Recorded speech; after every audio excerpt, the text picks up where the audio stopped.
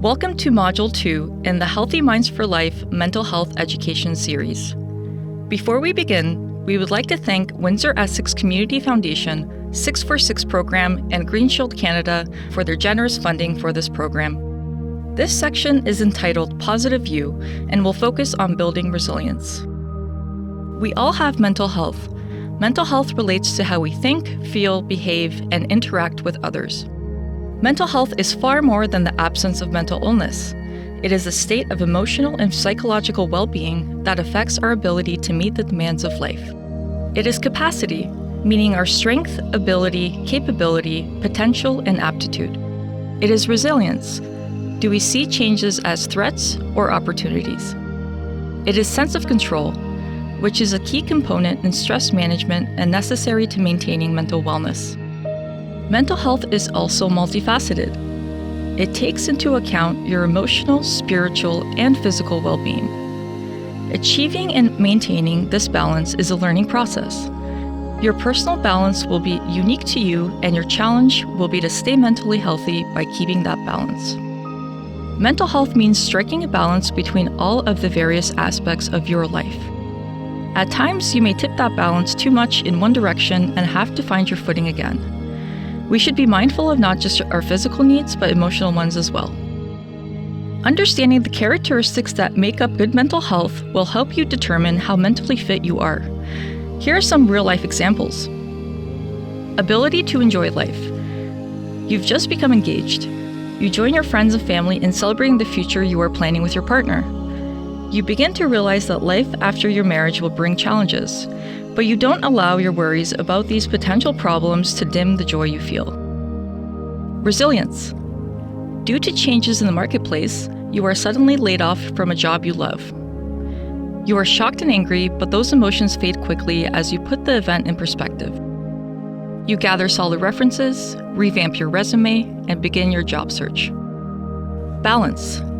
An old friend confronts you, saying you never have time for him. You are taken aback and give excuses of overwork. You are able to then look at it from their point of view and realize you have been letting that relationship slide. You make a commitment to restore balance.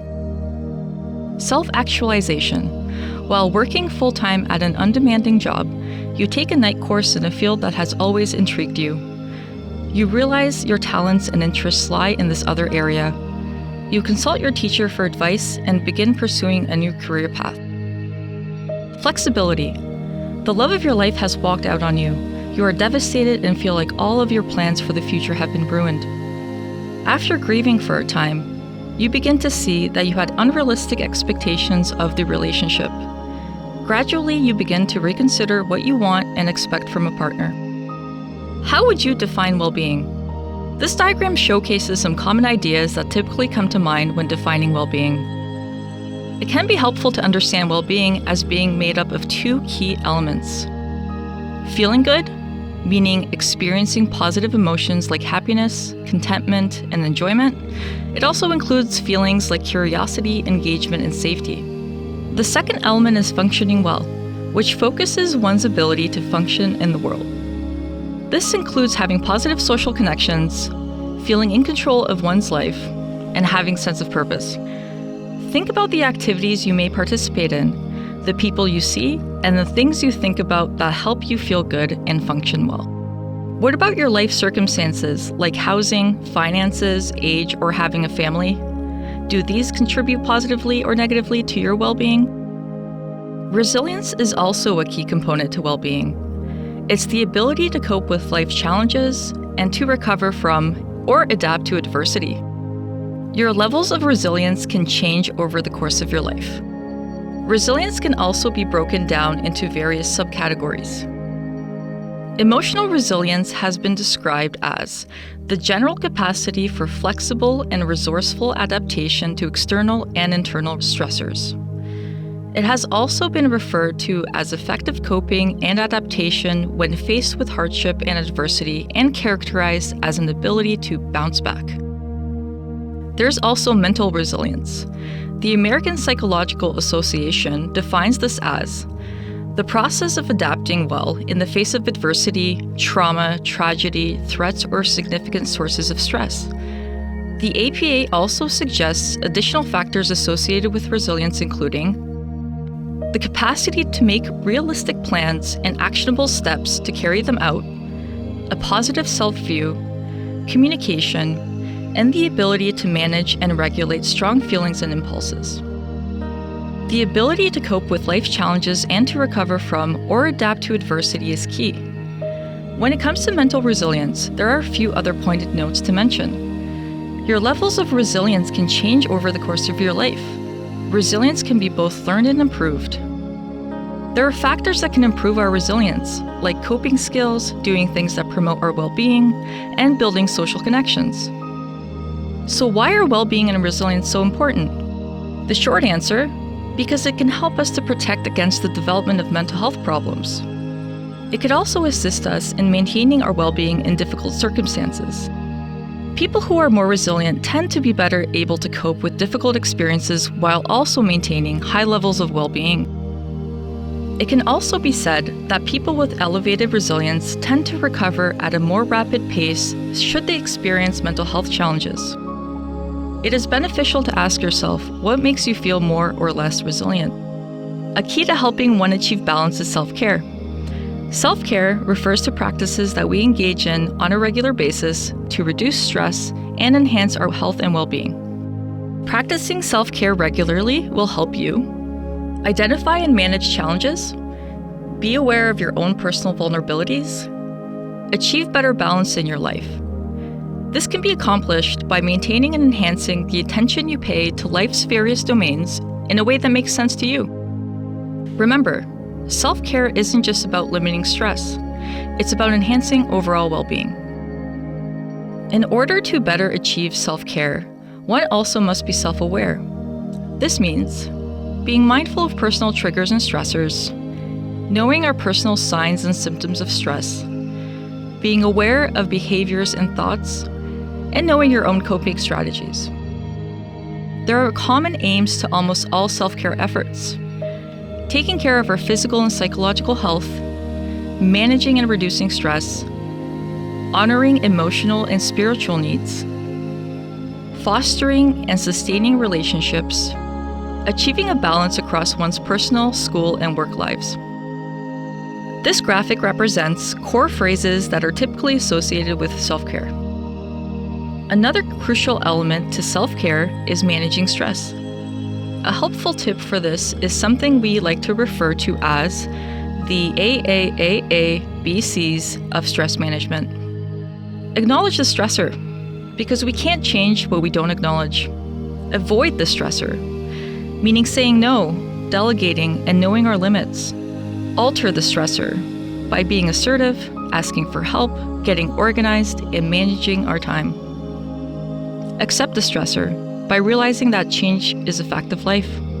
Build coping strategies like making time to relax, maintaining physical health, setting reasonable goals, and nurturing your spirituality. Change your thinking by avoiding unreasonable expectations and instead focusing on what we can control and letting go of what we cannot. Find the positive, learn flexibility, and seek opportunities to experience joy. Self-care also refers to taking care of your physical health. Sleeping and eating patterns, as well as physical activity, each play a role. Getting enough sleep will result in improved physical and mental health. You may think your stress is psychological, but you could also be feeling physical stress if you're not fueling your body properly. And regular participation in aerobic exercise has been shown to decrease overall levels of tension, as well as elevate and stabilize mood and improve both sleep and self-esteem.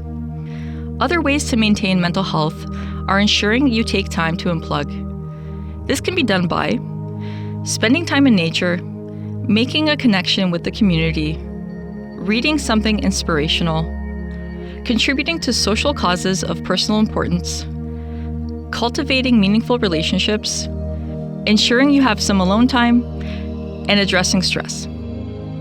Other tips to maintain mental health include observing your breathing.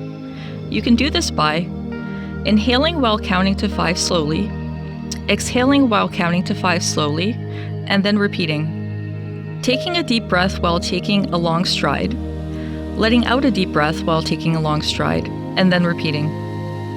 This exercise is designed to help you deal with crisis, stress, or difficulties. Getting grounded with your breathing is something you can do anywhere and in any situation. Another great tip to maintain mental health is to learn to self-soothe using the 5 senses. The 5 senses are vision, touch, hearing, smell, and taste. So you could use this by what you can see, what you can touch, what you can hear, what you can smell, and what you can taste. Create a self-soothe first aid kit. You can find examples in your Healthy Minds for Life booklet. Building one's self-esteem is also important. We must remember to recognize strengths and build on them to mature and grow. We must also learn to understand and accept weaknesses, remembering that everyone has areas they need to improve. We touched on this earlier when we referenced self-care. Being active makes you feel good. Whether it's going for a walk or run, playing a game, gardening, or dancing, discover a physical activity you enjoy that suits your level of mobility and fitness. Good relationships take work.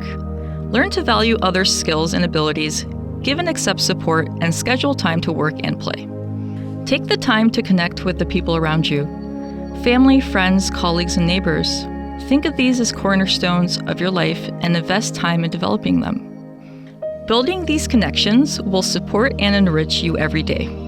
Remember that we can always benefit from learning something new. Rediscover an old interest or find a new one that piques your curiosity. Sign up for a course. Take on a new responsibility at work. Learn to play an instrument or how to cook your favorite food. Set a challenge you will enjoy achieving. Learning new things isn't just fun, but it will also help you build confidence. They say that it's always better to give than to receive. When it comes to mental health, don't underestimate the power of giving. You can do something nice for a friend, volunteer your time, or join a community group. Seeing yourself and your happiness linked to the wider community can not only be incredibly rewarding, but can also create connections with the people around you. Coping with unexpected or unwanted changes can be stressful. We need to be flexible and learn ways to cope. Some examples of how to do this are accepting things that are inevitable, finding strength in numbers, being more creative, maintaining a positive outlook. Going hand in hand with learning to cope is effective problem solving. A great step-by-step plan for this is identify the problem, think of 3 actions to help solve it, compare these actions, pick the best one, make an action plan, evaluate, and move on. Both listening to and creating music can have an impact on your life by positively affecting your mood and mental health.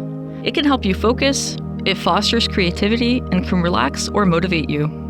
Reflecting on your experiences will help you appreciate what matters to you. Remember to be curious, catch sight of the beautiful, savor the moment, and be aware of the world around you and what you are feeling. Spirituality is a broad concept with room for many perspectives.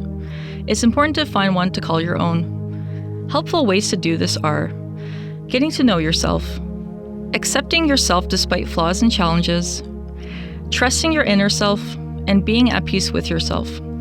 In 2009, internationally renowned game designer Jane McGonigal suffered a severe concussion.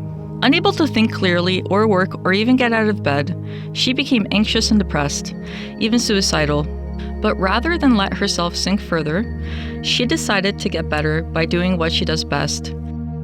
She turned her recovery process into a resilience building game. That wraps up Section 2 of the Healthy Minds for Life series.